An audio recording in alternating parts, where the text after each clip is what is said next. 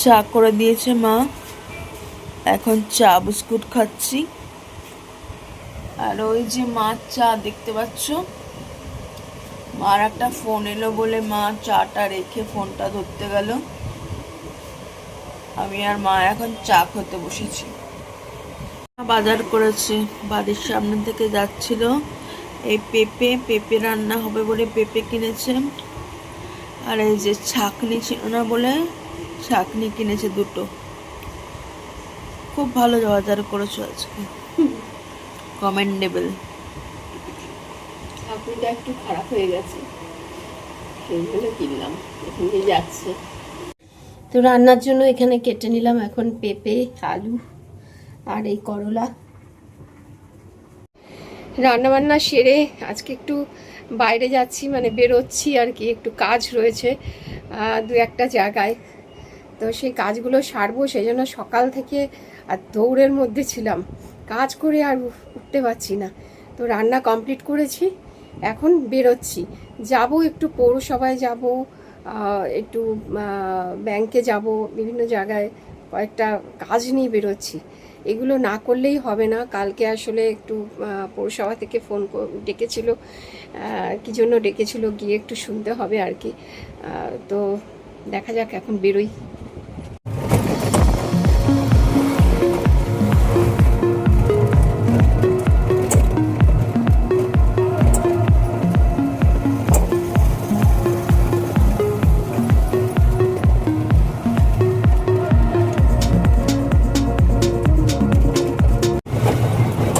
তো মা এখন পৌরসভার উদ্দেশ্যে যাচ্ছে টোটো করে। আমাদের এখানে টোটোটাই বেশি চলে। তো এখন পৌরসভায় এসেছি, এখন ঢুকছি, দেখি দেখা করি। তো এখন একটু ব্যাংকের কাজে এসছি, আর এই বৌদি দাদার সাথে দেখা বহু বছর পর। তো এই বৌদির বাড়িতে দুর্গাপুজো হয় বহু বছর, মানে কতদিন বলো তো? 102 বছর, এবছর পুজো নিয়ে 102 বছর। ও তখন নিউল্যান্ডে হতো না, এই যে দাদা। তাই দাদা নিমন্ত্রণ করছে দুর্গাপুজোয় যাওয়ার জন্য। অষ্টমীর দিন যাবেন, একদম সব লোক যাবেন, আমি মাইকে জেনে দিয়েছি। মাইকে আমার নাম বলছে তো। হ্যাঁ, এই রাস্তাটা দিয়ে এক এক সময় মানে এমনি যাতায়াতের পথে এই রাস্তাটা পড়ে, কোনো অসুবিধা নেই। হ্যাঁ, আর লাইন ক্রস করে যেতে হবে। হ্যাঁ, আর এই বৌদির সাথে বহুদিন পরে দেখা। প্রত্যেক বছরই আমাদের বাড়িতে 102 বছর ধরে পুজো হয়। আমরা তখন ছোটবেলায় তোমাদের বাড়িতে কিন্তু পুজো। একটু ব্লক করছে, হ্যাঁ হ্যাঁ হ্যাঁ, শাশুড়িও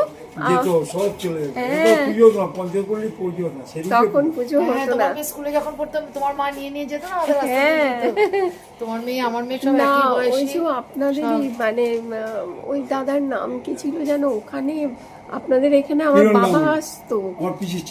অষ্টমী দিন যাবে না? 11টায় অঞ্জলি আমাদের। 11টায় অঞ্জলি, অবশ্যই যাব। এবারে আপনাদের ওখানে অঞ্জলি দেবো, খুব ভালো হবে। রেললাইনটা পার হয়ে যাবে, শুধু একটু রেললাইন ক্রস করে আসতে হবে, সাবধানে আসতে হবে। আর লক্ষণকারী বাড়ি পাশ দিয়ে সামনে দিয়ে যাবেন। লক্ষণকারী নাটক করতে হবে, লক্ষণকারী জগদীশ মাঝি। হ্যাঁ, রেললাইন পারে ও ছেড়ে সময় আমেরিকা। আরে আমাদের বাড়িতে তো চেনই মুখার্জি বাড়ি। হ্যাঁ হ্যাঁ, প্রচুর আসতাম, ছোটবেলাতেও আসতাম, কয়েকবার এসেছিলাম, 2-1 বার এসেছিলাম, বাবা নিয়ে এসেছিল। নাচের স্কুল ছিল মাঠের মধ্যে, মেয়েরা তখন কত ছোট ছোট। তোমাদের ওখানে কত প্রোগ্রাম হয়েছে, একটা সময় প্রচুর প্রোগ্রাম হয়েছে। প্রোগ্রাম করলে জয়ন্ত আমাদের ফুটবল খেলতাম তো তোমাদের পাড়ার। কালকেও একজন বলছে আমাকে, জানো তো, যে জয়ন্ত এত ভালো নাচ ছিল, মানে সব মেয়েরা, কত মেয়ে উঠেছে বলো তো দাদার নাচের ক্লাস থেকে। সেটা তো ঠিকই, প্রোগ্রামগুলো সব। দাদারও বয়স হয়ে গেল, দাদাও এখন পারেন না, আর বয়সের সাথে সাথে আর কি। তবুও এখন অল্প কিছু স্টুডেন্ট আছে। হ্যাঁ, এই যে এর সঙ্গে জয়ন্ত কম্পিটিশন ছিল। এবারেও তো প্রোগ্রামের কথা বলেছে, কিন্তু ওই প্রোগ্রাম করতে পারছে না কেন?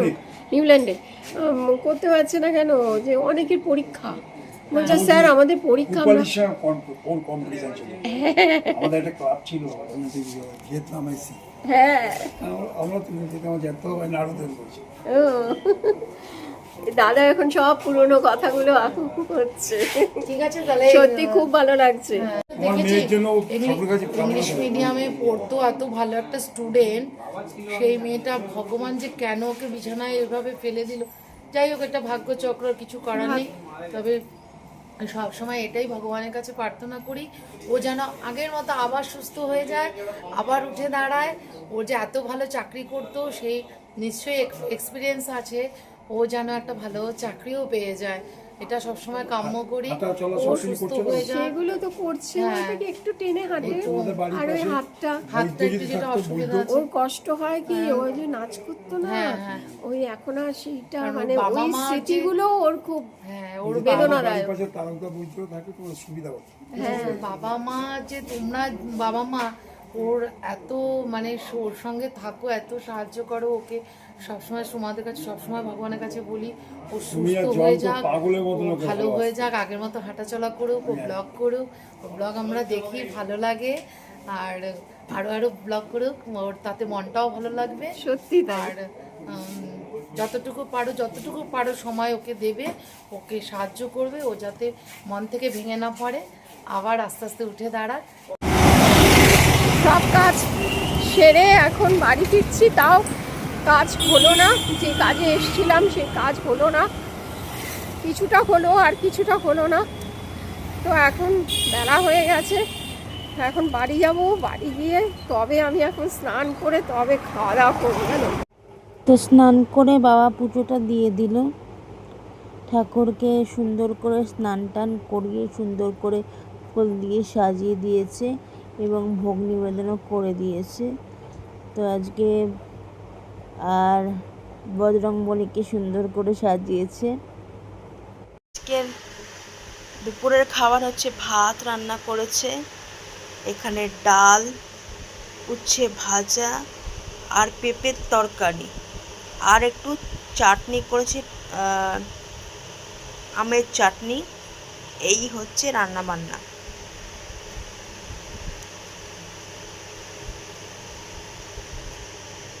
তো বাবা খাওয়া নেওয়া শুরু করে দিয়েছে। আমি খাবার অলরেডি নিচ্ছি, কারণ অনুপমা নেই বাড়িতে আজকে। অনুপমা একটু বেরিয়েছে। আজকে শ্যাম্পু করেছি জানো তো, আর মা বলছে যে আমার চুলগুলো একদম সাদা হয়ে গেছে।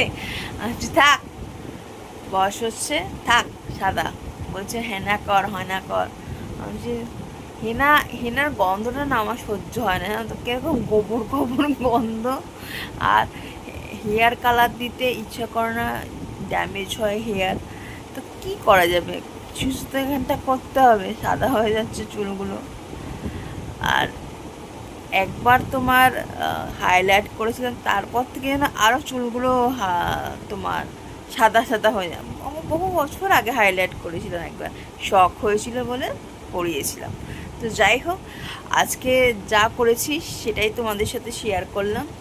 তো যদি ভিডিওর কিছু তোমাদের ভালো লাগে তাহলে লাইক শেয়ার করো। আরেকটা ভিডিও নিয়ে কালকে আবার তোমাদের সাথে দেখা হবে। টাটা, সবাই সুস্থ থেকো, ভালো থেকো।